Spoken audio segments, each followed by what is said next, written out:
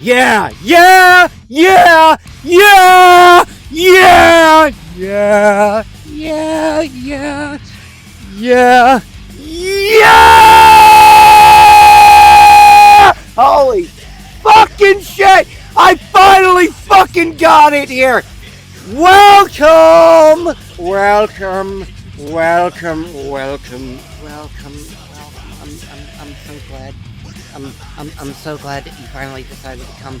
I'm so glad that I finally decided to do it. This isn't a new segment. This is I, I, I am. I am. Holy shit. I am. Yeah. Yeah! Yeah! Welcome to the Purgatory Cycle. I am your host, the Mad Sicilian himself, Mr. Maniacal. Welcome. This is the first fully recorded episode that I have. I am going to try to feel things out as I go ahead and I get the feel of things. This is so new. This is so electrifying. This is so different. It's so different. I'm so fucking amped to goddamn do this. Holy shit, this is so much fucking fun. Oh, have I got so much fucking weird shit planned fucking to have fun with today. Yeah. Ah. I woke up today. Yay! I fucking woke up! Yes! That's a victory! You know, you need to look at the good things in life and what goes in your favor. And you gotta count those as a win. That's what you gotta do, because if you're not gonna do that, then what are we on this planet for? So go ahead. I woke up today. I was kind of feeling a little groggy. Yeah, it's kind of a little weird and strange in ways. Sometimes. Right now, 50 degrees, 0 precipitation, 40% humidity, winds north and northwest at 4 miles an hour. It was Friday, 12 p.m. It was sunny outside. We can expect a little bit of rain tomorrow. I've been running around the country. Right now I'm in Indiana. And I've got myself time to go ahead and record this. And that's exactly what I'm doing here.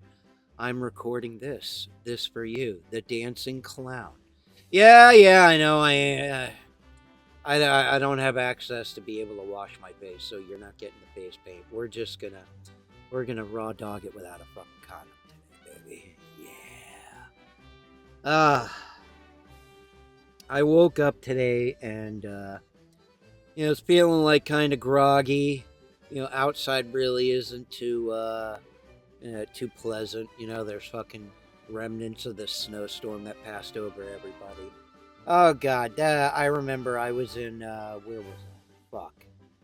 I think I was in North Carolina originally when this started to hit, and then I ended up moving on over towards Tennessee, up in northern Tennessee, Tennessee, Illinois, kind of sort of area, Michigan. I'm bouncing around all over the goddamn place.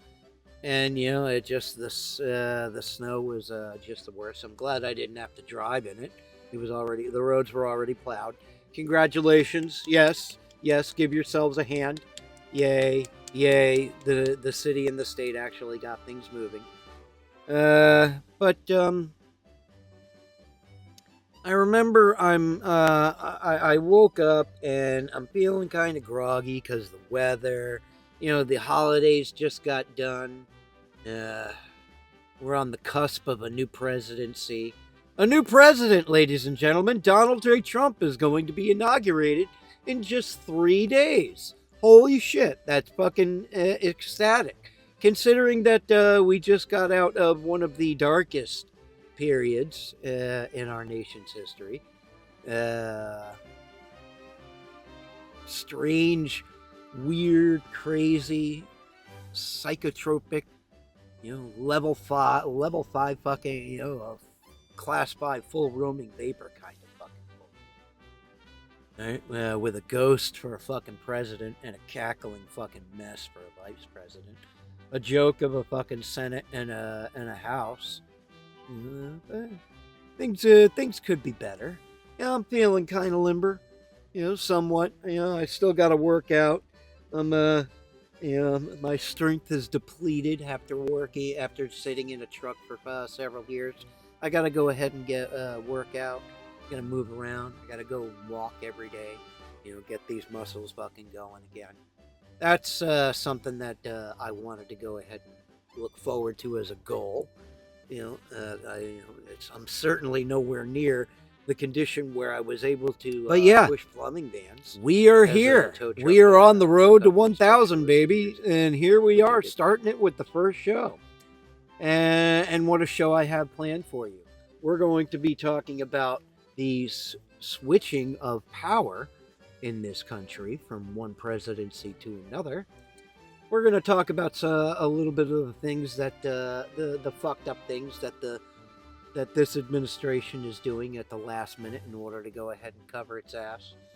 We're going to focus on a man whose life is so pathetic, his wife rules it with an iron fist. We're going to talk about a weirdo Falcon guy with an Italian soccer club, a Blasio. We're going to talk about the arrogance of a couple of superstar celebrity sports players. And we're going to go ahead and touch a little bit upon some news for hockey. Because hockey's up, baby. It's running. It's going. I woke up and I had this boiling hunger that was just in the pit of my stomach. And so I ended up cooking these, I got these little, those little like sausage biscuits, but they're like mini sausage biscuits that are frozen. I think they come from like Country Pride or Country Way or something. I don't know, some checker box that I picked up at Walmart. But I threw a couple of those inside of the toaster, toasted them for say about a good 5 to 10 minutes. They were nice and frozen, filled full of ice, as they should be. I ate those. I put a little bit of jelly. I like putting some grape jelly on my toasted biscuit that I'm going to have with sausage. I don't know about the rest of you. It just goes well. And considering I'm here in this little prison that I'm here, of which generates me a somewhat decent income every single week, it's the best that I can go with, because shit's fucking expensive out there. I hate when you go into as I travel around here. Let's say, for instance, I could be on like I-90 in North Dakota, in the middle of fucking nowhere, which North Dakota, I don't know if any of you have actually been to North Dakota. You can't say I'm in the middle of fucking nowhere, because North Dakota is the middle of fucking nowhere. Literally, right? Literally, it is the middle of fucking nowhere. And you go into I remember I went into this one truck stop, and it's like, I was the only guy there. I think it was like fucking 8 or 9 o'clock at night. No cars around, just the car for the guy that's working there. I go into the place, and the guy, he's got like that mustache. He looks like he looks like one of the main old guys from not the fat one that says diabetes with the fucking huge mustache and the glasses, Fred, whatever his name is, from Cocoon. No, he looks like the other guy from Cocoon, the guy that went to the bank, took all of his money, and started throwing it around everywhere. He looks a little bit like that, with a mustache, and he had these fucking glasses that were like magnifying glasses. You could see his fucking eyes were like so fucking goddamn huge. The guy probably could have was blind as fucking blind as a fucking bat for all I fucking know. You know. So anyhow, it's like I walk into this truck stop and I'm going to get like a drink or something. Oh, what was that? Actually, no, I was gonna go and get one of these motherfuckers. You know, I love these things. These are pretty good. They taste good. Nick Ricada first got me interested in the white one, but I found that the grape one, the purple one, kicks fucking ass. It just tastes so good. It tastes like fucking. It tastes like a grape crush soda, but with a little bit of a fucking kick to it. It's great. Mm. Mm. Mm. Mm. Mm. Mm.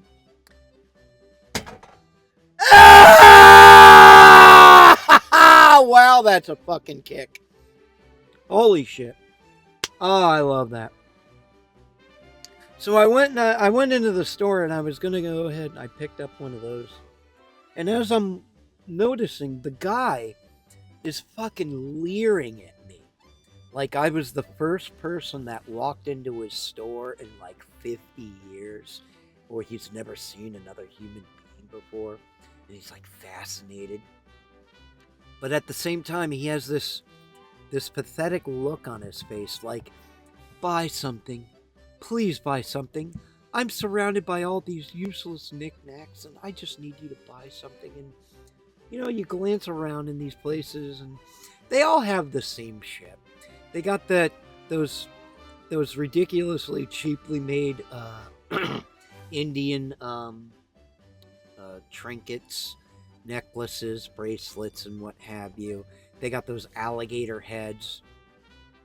And they also, all of these truck stops, whether they're corporate or whether they're privately mom and pop business, if you've ever been in any of these truck stops, you know, Flying J's, Loves, TA's, and the mom and pop ones, they all have these fucking, they have like dragon statues and fairy statues and fantasy statues and shit. All of them have that, and they all have like a knife collection for like a knife connoisseur. You know, they'll have like a big old fucking blade with an American flag on it. You know, it's like, I remember when I first went into one of those places, I was fascinated. I was like, wow, look at all this fucking cool ass shit. But it's like, I notice it's in every goddamn store and every, you know, and it's like this guy's got this leering look on his face like, buy something, please. I haven't had human contact in like 20 years. Could you please just go ahead and just touch my wee-wee to make me feel alive again? You know, he's got that look on his face. It's kind of creepy. Following me around the whole goddamn store, he's staring. And I bought the soda, and I got out of there because I didn't like how it's like he was looking at me. I felt like cheap, like a stripper in front of a hungry crowd at 1 a.m. somewhere in the Bronx with a lot of garbage all over the floor and crumpled up ones that she's stepping on with her ridiculously with her hooker fuck me pumps. Yeah, I felt like that, so I got out of there. You know, so I'm eating my my biscuit with the jelly on it, grape soda. Hey, there you go. I'm eating that, and I had this like epiphany while I'm eating this sausage, and I'm all over the place. But, you know, it reminded me of this really you know, I'm staring at like the biscuit, and it's got like that brown top that you left it too close on the heater, and it burned just a tiny little bit. It wasn't black burned, but it was brown. You know, it was like a tan brown, but it was crusty, stiff, and it reminded me of this really fucked up story. True story, swear to God. I was on the outskirts of Reno after snorting a line of questionable powder that I picked up from some dude named the Earl of Reno. Decided it was a great idea to drive this beat up 98 Corolla I was driving. My vision was already spiraling when I was when I noticed that I was sitting next to this midget hooker. She called herself Tiny Terror. She had an attitude that could curdle milk, and she wasn't shy about showing it either. We were barely out of the parking lot, and I started to feel sick. My stomach was doing black flips from some tacos I had at a lunch bar, at like one of those lunch trucks. Like those trucks that they got like sitting next to other restaurants and stuff. I guess it must have been like too much grease. Because I got the beef taco, with all the fixings on it. And there was a lot of that fucking grease from the beef that was there. She didn't use the greatest ground chuck. She probably used like fucking, 90-10 or 85-15. But, I remember I started puking my fucking brains out the window. And I noticed that Tiny Terror had hopped in the driver's seat and she was now driving. She was swerving, cursed all over the place, and was flipping off cars on the road until she ends up like sitting and going into this alley. I remember. I'm dazed and confused. I'm covered slightly in vomit, and we're driving, and I remember all of a sudden this midget hooker, Tiny Terror, she starts pointing her finger. She's got one of those little like fucking like childlike hands. She starts pointing her finger at me, yelling, saying that I need to fucking pay her. And I said, pay you for what? I don't remember getting it on with you. I woke up in this in the back seat of this fucking car in a daze, and we're on this journey, and I can't even remember why I was in fucking Reno. She's pointing, saying, "Oh, I gotta pay her."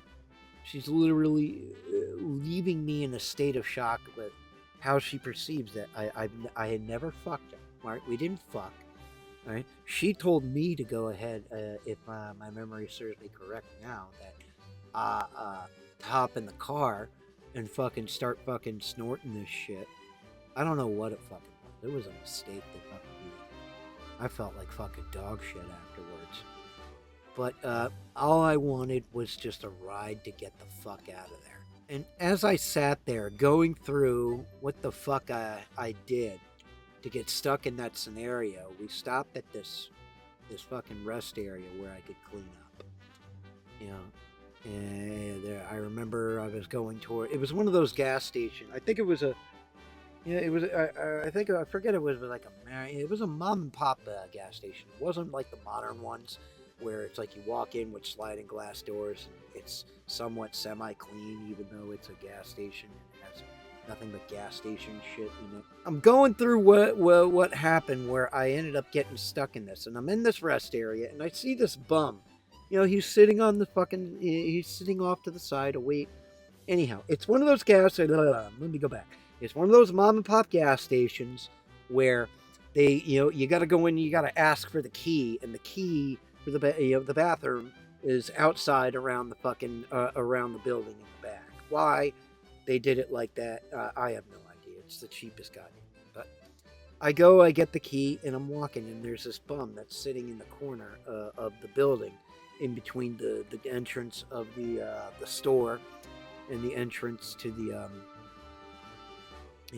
and I really didn't look at in the entrance to the bathroom, and I really didn't look at him or pay any attention or mind to him. It's really none of my business why you're sitting on your ass wasting your life away in front of a gas station.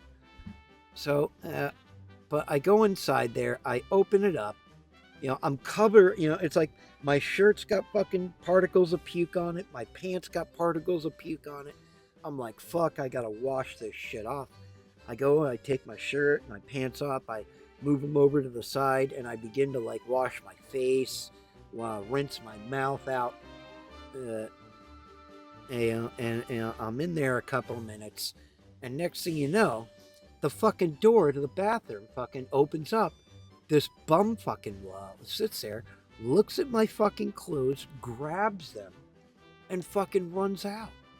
And I'm like, dude, what the fuck is this? I start chasing him. He was shouting something about needing himself a new set of curtains or something like that. I'm chasing the guy, like, and stop. Out of nowhere, here comes Tiny Terror with a fucking baseball bat. She whacks the guy in his fucking ball. Because she can't whack him in the fucking head. The dude's like 6 feet. I'm 5'7", and she's like fucking. So it's like with the bat swinging it over her head, she comes up just to his balls. She whacks this guy in the balls, and it's like hitting a button. He stops instantly and falls right to the fucking ground, writhing in fucking pain. I grab my clothes. We both jump in the fucking car. She fucking jumps in the driver's seat, and she takes off like a fucking bat out of hell. She's swerving and speeding so much in this fucking car. She ends up fucking clipping this fucking parked car that was in the parking lot as she's fucking like peeling out, fucking getting out of there. And I'm like, fuck. I start looking in the glove compartment. Eric. Not glove department, glove compartment. I start looking in the glove compartment for the insurance and shit, and I can't find it. And we're driving, you could hear like the fender and the bumper like scraping on the fucking ground as she's fucking taking off. I got this pounding fucking headache. My dignity was in fucking tatters. And we had to get this car fixed, otherwise, somebody's gonna pull us over. And the last thing I wanted to do was get pulled over in a fucking beat up 1998 Toyota Corolla with some midget hooker named Tiny Terror who just hit another fucking car and fucking sped off. My clothes covered in fucking puke. And I look disheveled, like I'm fucking winged out on fucking snorting some fucking coke, or a combination of coke and fucking downers. I don't know what it was.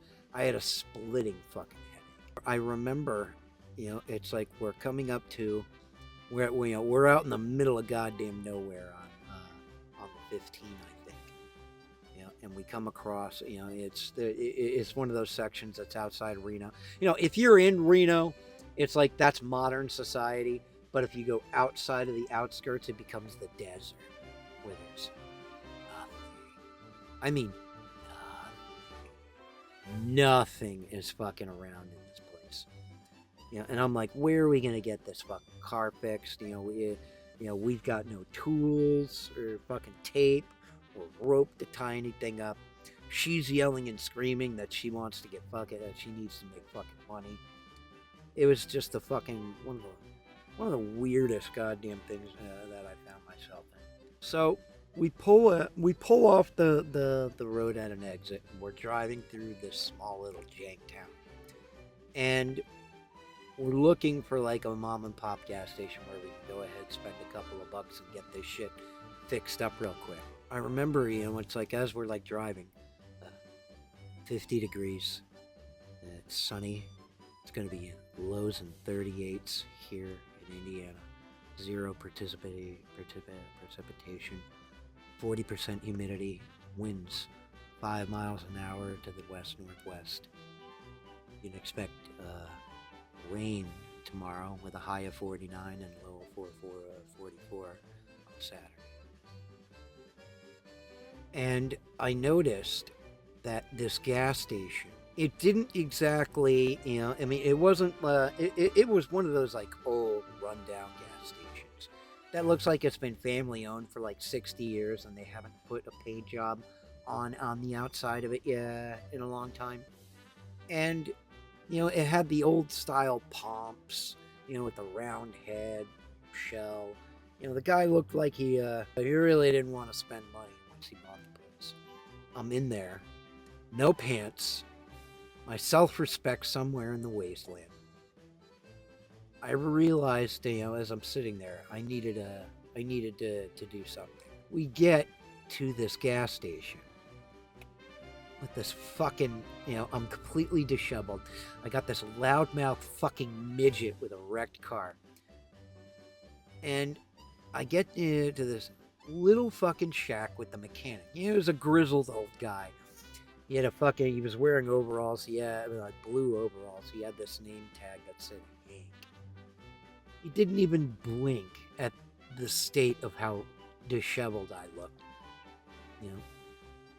This loudmouth fucking midget hooker and this car that was wrecked. He just looks at the car, he looks at the midget, he looks at me, and he says, "Cash on." He said that he eyed the wreckage. And now Tiny Terror looks to me like, I ain't gonna fucking pay for this. I have yet to get fucking paid myself. I'm not fucking putting up with this goddamn bullshit.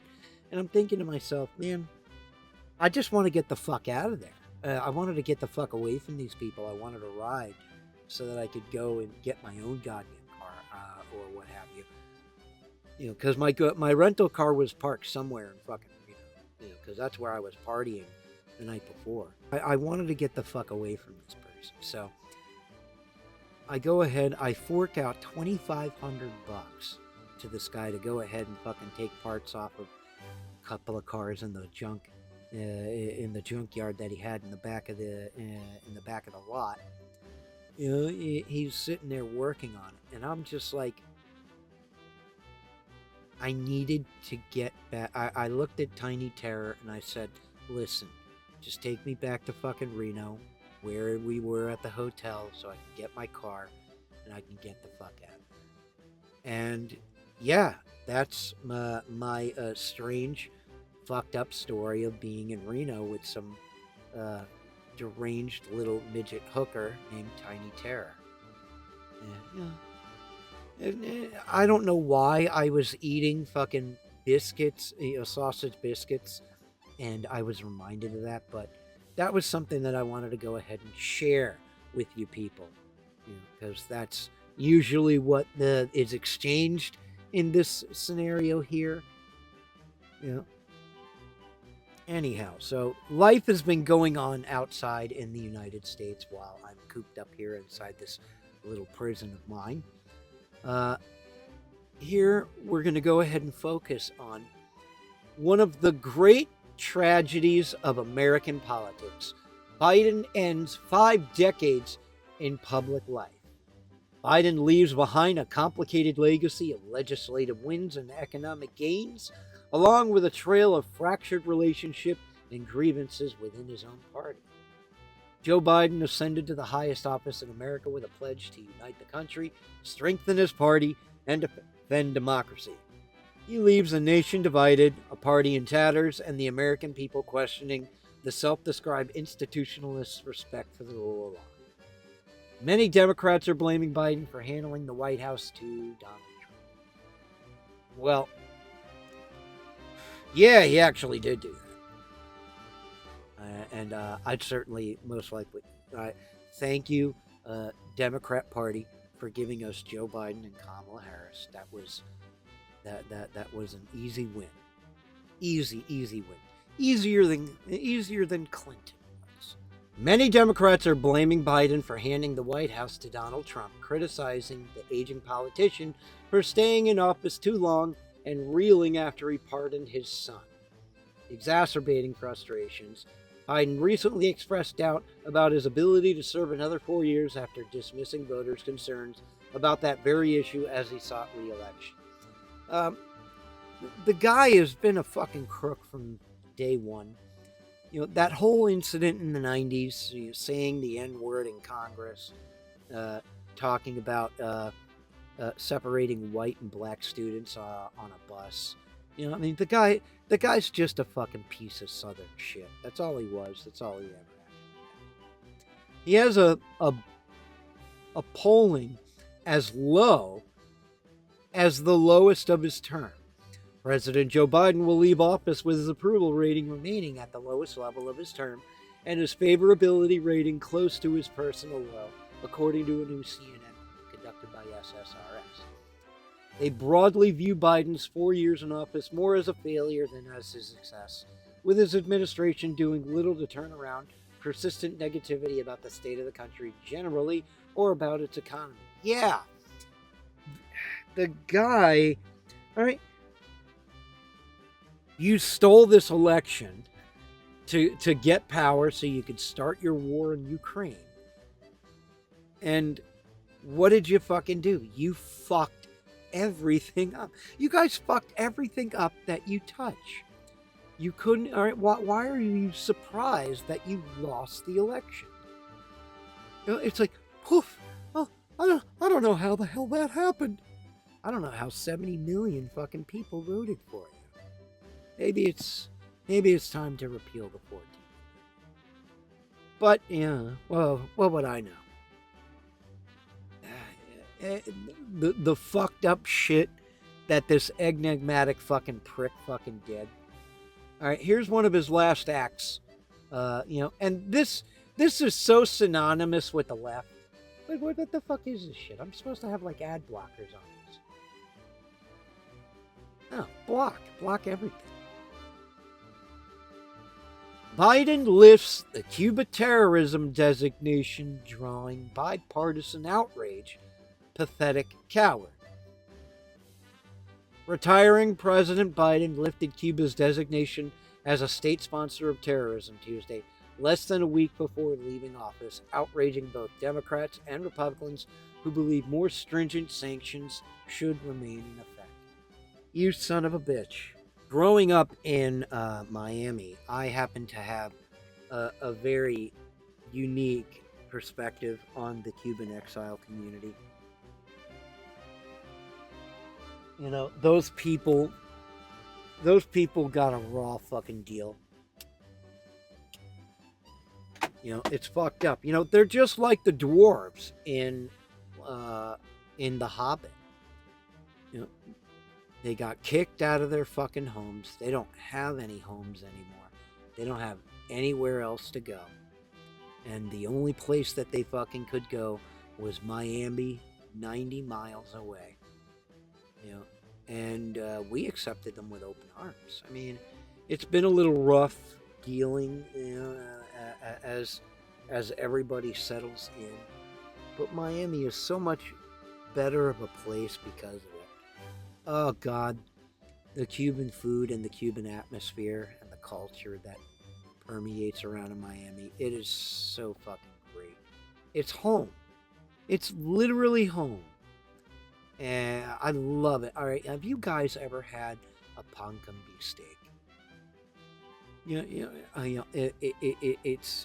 It's this beautiful sandwich that's made out of hammered down flank steak, and then they get grilled onions. You know, they grill some onions on the skillet along with the steak. They put the onions on top of it. They put a little bit of lettuce, maybe some tomato, maybe not. And then they go ahead and they put it on toasted Cuban bread, where they toast it on both sides. And then they load the fucking thing with a shitload of butter, both on top and on the inside. You got the grilled onions, the steak, and then they take those potato sticks, and they put the potato sticks on top of it. You cut it in half. Oh my God. Oh yeah, and then they put it in like the sandwich presser to brown the outside, which is also why they put the butter on the outside of the bun. And they basically cook it for a few minutes while it sits and toasts and brown. Oh my God, it is the greatest goddamn thing you will ever fucking eat. I urge every last one of you, if you ever visit Miami, go to a Cuban cafe and get yourself a pan con beefsteak steak sandwich, a Cuban steak sandwich. It is out of this fucking world. I guarantee you. Yeah. And now we're gonna go and we're gonna focus more on another weird, pathetic story. Is this one caught my eye?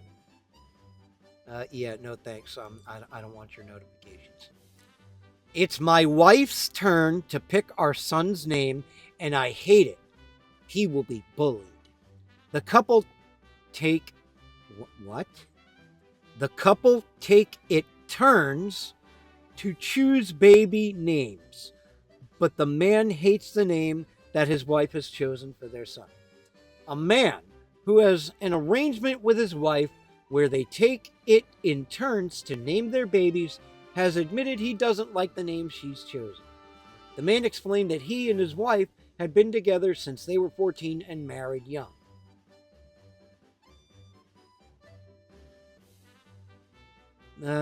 That's not her, but that's actually rather disturbing to look at. They had a little girl together, but briefly separated after experiencing some marriage difficulties. During that time, his wife ended up falling pregnant with another man.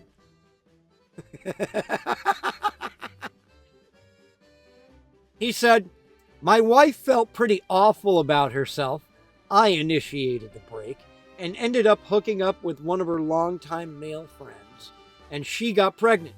Oh my... Oh. This is... I'm sorry. I didn't realize how pathetic this story was. So let me get this straight. This guy is married to his wife who's pregnant with another guy's baby who happened to be one of his friends. He got her pregnant, gave her the toss. She went running back to him. And now he's upset that the name that the baby is going to be chosen for, that he's going to raise as his own, even though it's not his kid, and pay for, he's upset that he can't name the child. At 6 months pregnant, we reconnected again and got back together. Her friend had absolutely no interest in the baby. He had begged her to abort it and told us he would not play a role in the baby's life whatsoever. The couple agreed to raise the baby together, and all had been going well until 1 month until the due date, and they couldn't agree on the baby's name. Talking of their firstborn, he said, "The deal was I named our daughter Charlotte." My wife didn't actually like the name, but she agreed, so long as she got to name the next kid. And she can name our next child. But his wife took inspiration from a book she was reading to name their son, and he hates it. She came up to me yesterday and told me she was reading a book and found the perfect name. And I asked her what it was, and she said, Tuesday. They're going to name the child Tuesday. When she first said it, I admittedly laughed out loud and asked her if she was serious. She said yes, and she was, and it was her decision. Despite giving her copious reasons as to why they shouldn't name their son Tuesday, like the fact that he'll get bullied, she wouldn't budge and simply told him that lots of kids have unique names nowadays. I don't think that picture of him is a picture of him. I think that's a fake picture. He continued, I told her that yes, unique names, nowadays, not unique names, not days of the week. She wasn't hearing it and pointed out she hated the name Charlotte and agreed on the basis she would get to name the kid. I argued that's a totally different thing. Charlotte is a normal name. Our daughter won't get laughed at because of it.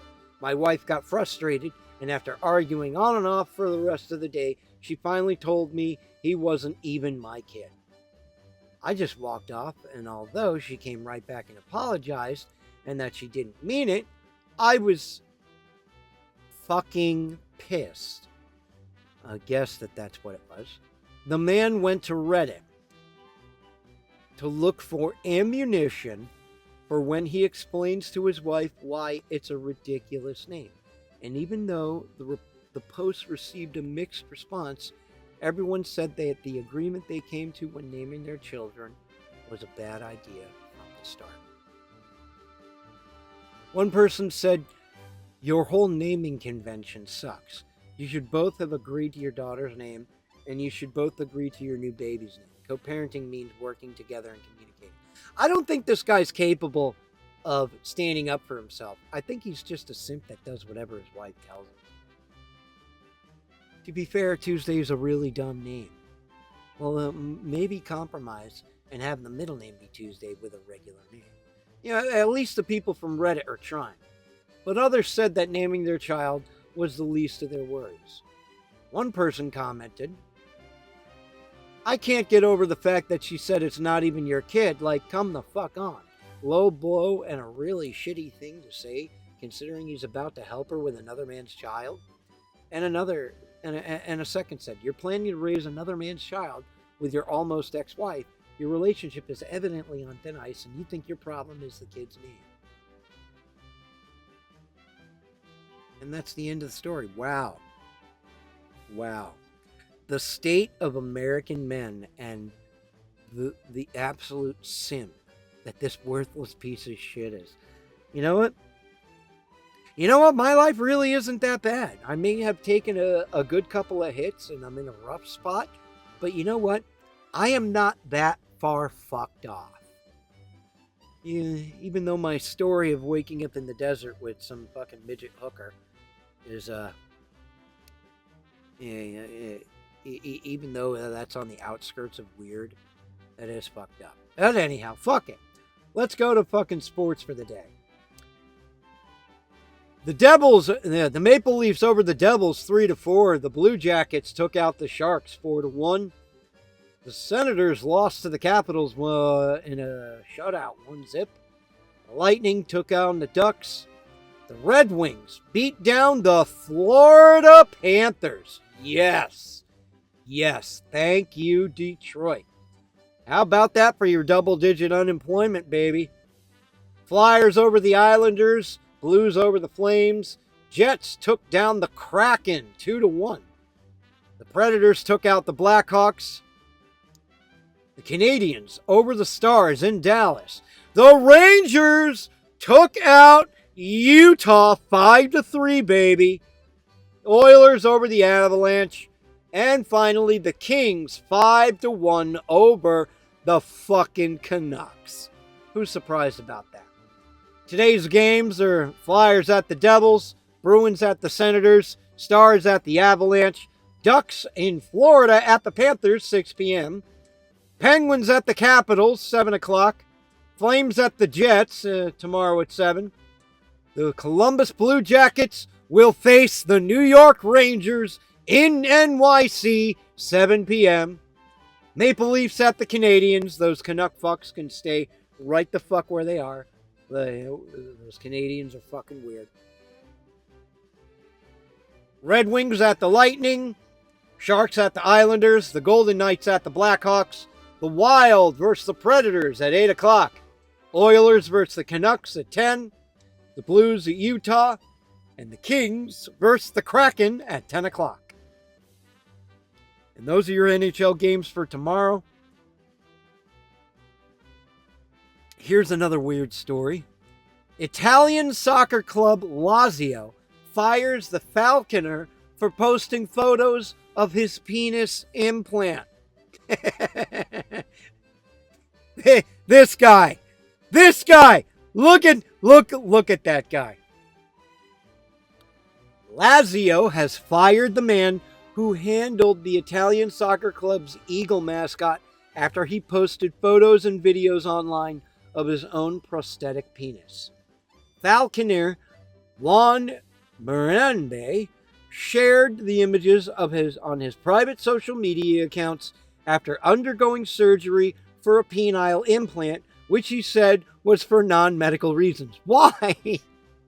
Why would you fucking take a dick pic like that and tell the world, I can't get it hard, and I fucking got this penis implant to make my dick hard, which is basically shoving a balloon into your dick, and then you got a little like fucking air thing at the bottom. You pump it up. There's like, I looked up this surgery. Let's see if we can see it. Yeah, we're gonna cut that. We're gonna cut that out. But basically, your dick has the bag shoved into it, and under the cusp above, below your dick, but just above your balls, and that little like fucking that section thing when you lift it up, you got that. They input the nozzle that you have to clip an airbag to, and you begin to pump up your dick. You begin to pump up the bag inside your dick until your dick is hard. This guy got that. He also added that Berenice also gave an interview to controversial Italian radio show La Zanzara on Monday and elaborated his reasons for undergoing the procedure. He added that he felt very proud and more masculine being part of Lazio. The Series A club clearly did not feel the same as it fired the Spaniard shortly afterwards.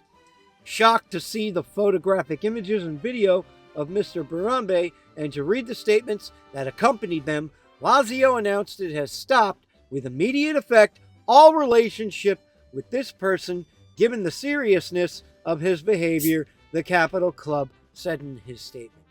Is it really? I mean, well, wait a second. Okay, you're pissed that he showed his dick. Okay, I totally get that. But the guy having the balls to come out and fucking do and say that he can't get hard and he got a bag in his to blow up his dick. Seriousness of behavior. Now that's a drink that'll set Michael Jackson's hair on fire. I come on, guys. You're gonna kick the guy when he's down when he has to get a bag in his dick to blow his dick up. You could have yelled at him to take the fucking pictures down.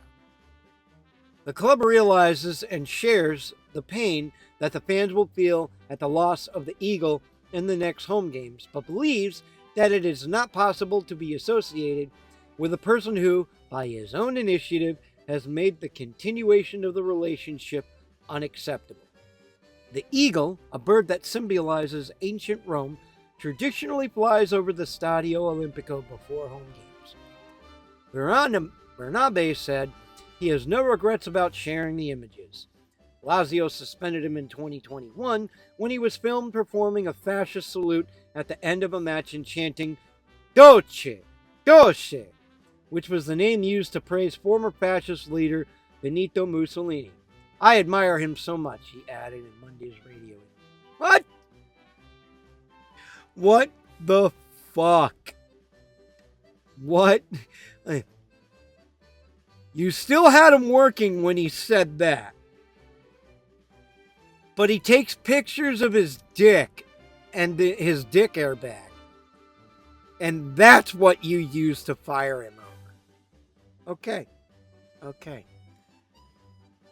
Ladies and gentlemen, my life really isn't that bad. I think even the homeless crazies in LA have it a little bit better than you guys. They might have it a little bit more together than you guys.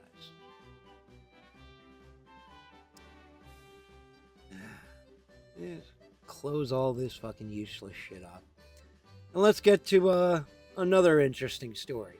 LA sports teams slammed for pathetic donation to help the victims of the city's wildfires. The 12 Los Angeles professional sports teams have been criticized after donating a combined $8 million to support victims of the city's wildfires and those fighting the blaze. Are any of you fucking surprised? Are any of you fucking surprised at all at these man babies playing a little boy's games, making millions of dollars and thinking that they're these important human beings who matter, that their voices need to be heard? When they kneel for the national anthem as millionaires living in their millionaire mansions. The NFL's Rams and Chargers, the NBA's Lakers and Clippers, MLB's Dodgers and the Angels, Major League Soccer's Galaxy and LAFC, and the NHL's Ducks and Kings, the WNBA Sparks, and the NWSL Angel City FC, I think that's a soccer club, said the funds would go to multiple organizations, including the American Red Cross, the LA Fire Department Foundation, the World Central Kitchen, and various local animal rescue organizations. The teams and fanatics, the sports apparel, and fan gear store will also distribute $3 million worth of sports merchandise to Angelinos who have been evacuated from their homes, and distribute personal hygiene kits, school supplies, sneakers, and more at relief sites around the city. But the financial amount the teams are donating has been criticized on social media, with some saying they should have contributed more. That works out, one wrote, are we supposed to be impressed at this generosity? That works out to around $667,000 per team. A rounding error for Shohei Ohtani or LeBron James. Another user commented, this is so pathetic, especially with the Dodgers, who have deferred millions of money to pay for players and can't come up with more money. Eat the rich. Are any of you surprised at any of this? No, you shouldn't be surprised, all right? These people, these figures, these actors and actresses, these celebrities, influencers, they don't give a flying fuck about any of you. Right? LeBron has never fucking found me on Twitter and fucking decided to chat it on up. Why do you care what these people have to say? This is a perfect example of how much they give a shit about you. They burned the city to the ground, and now they're going to go and fly out of there. They're not going to be affected. They're going to live in their lavish lifestyles, and they're going to laugh at you from their ivory tower because you are such low, worthless pieces of shit. You know, and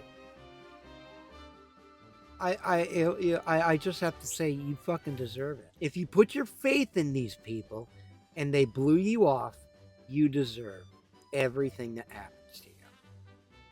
And all right.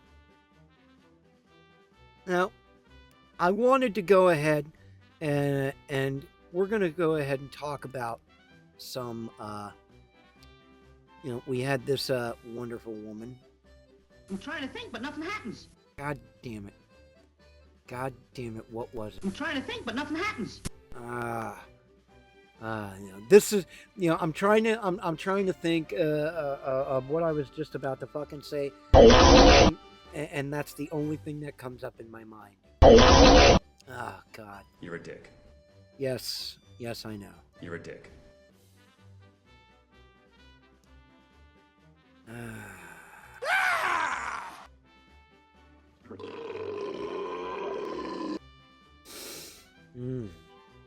Questionable behavior it is. Questionable behavior it is indeed. All right. Here we go. That's what it was. Letters to Purgatory. You can send your letters for advice to lettersatpurgatory@gmail.com. And if you're so lucky, I will pick them and I will read them to you out loud here on the show. And here we have one from Katie. She's a college student from Mobile, Alabama. And she writes, am I just walking bad luck when it comes to love? I'm in my 20s, early to mid. I've been single for almost 5 years, and I hate it. When it comes to asking someone out, my anxiety takes over. Sometimes I'm brave enough to push it aside, but almost every time it doesn't work. What is it that I'm doing wrong? I remember this one time I asked for a guy's number, and he even texted me to make sure he had the right number, but after I left and texted him once, He never texted back. Yeah, you see, you, as a little creature, and yes, you are a creature on this planet. You gazed upon a golden god. You were hypnotically enchanted by his manly physique and his simple boy charms. So easily because you are such a lesser being compared to the greatness of humanity that golden god is. Such a simple creature, amazingly summoned a massive amount of courage and walked into the eyesight of this being of pure golden light and attempted to flirt with him using the inferior charms of less than an insect, hoping, praying that you would be allowed to taste the bliss of a god. And so it happened. You gained the attention of a god, and he smiled warmly at you, even giving you the mercy of a light chat, which I know you creamed your panties over. In truth, this god thought nothing of you, and deflected to make you think he was into you, even though going as far to help move things along faster by asking for your number, then quickly shuffling you off because, hey, I gotta go, to get rid of you. He was right. This god didn't want this insect to bother him again, and he texted just to make sure it wasn't your phone. And then he blocked it, because such a lesser being that is you can never attain the grace of a golden god.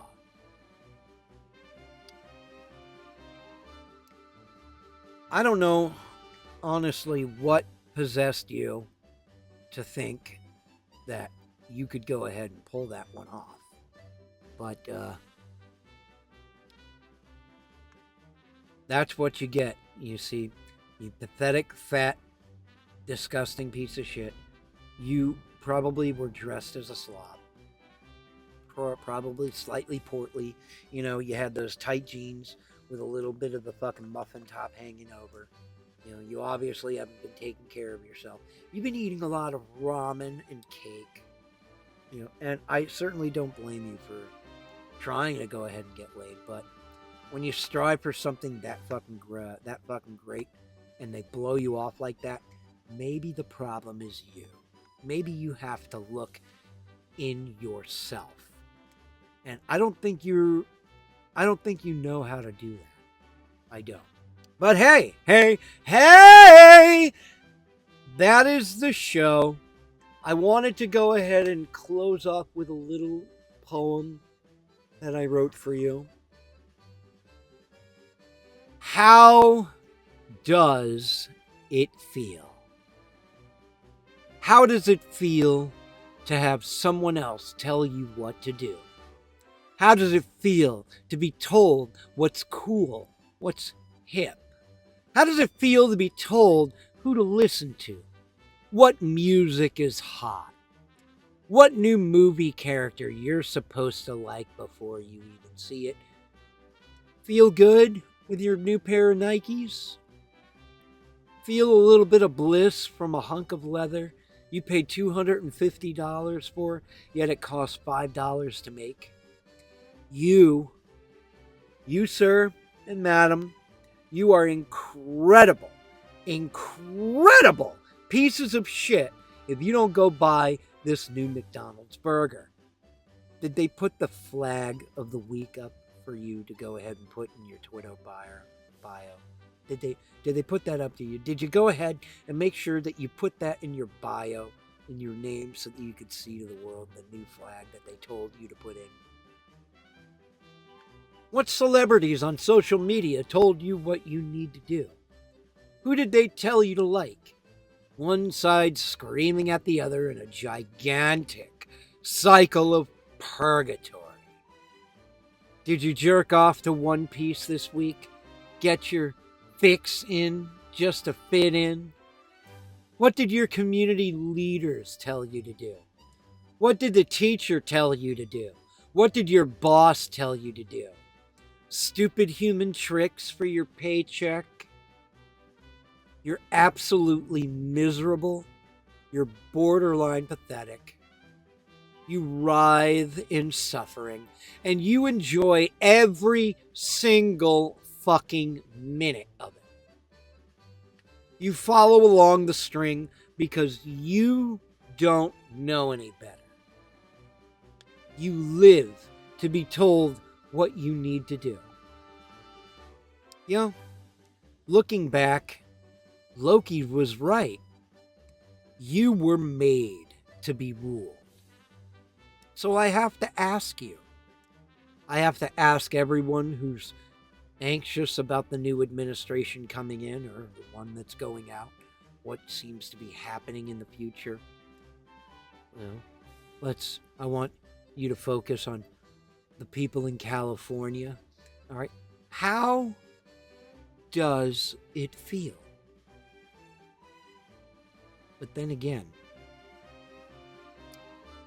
I'm just a blue-collar working class nobody. What the fuck would I know? Laugh and grow fat, people. You can send your letters to Letters at Purgatory. Click like, share, subscribe.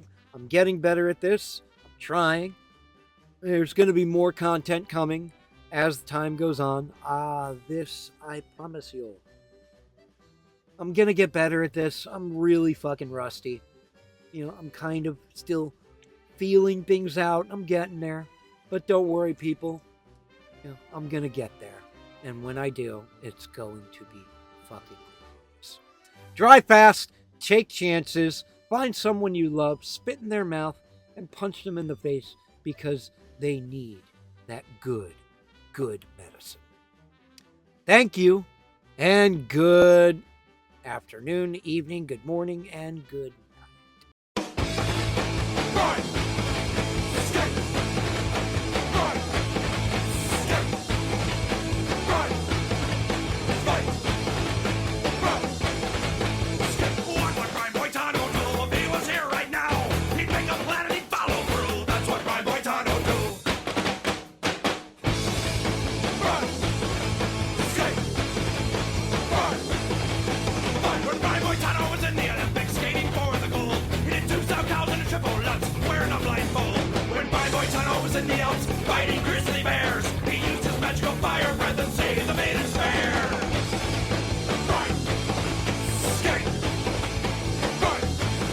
Hey, you fucking freaks. If you like what you hear, click like. That's right, like. It's right there. It's a fucking thumb. Go ahead. It looks like a hand, just like what's on yours. You've got 2 of them. Take the one that operates the mouse or fucking on your little goddamn phone of yours. Go ahead and click it. It's right there. It's in the left fucking corner. Click it. Go ahead, click it. You just love to tap that fucking screen of yours. Go ahead. You need to click that fucking thing. I am commanding you to click that fucking like button, you worthless, fat, pimple-faced piece of shit.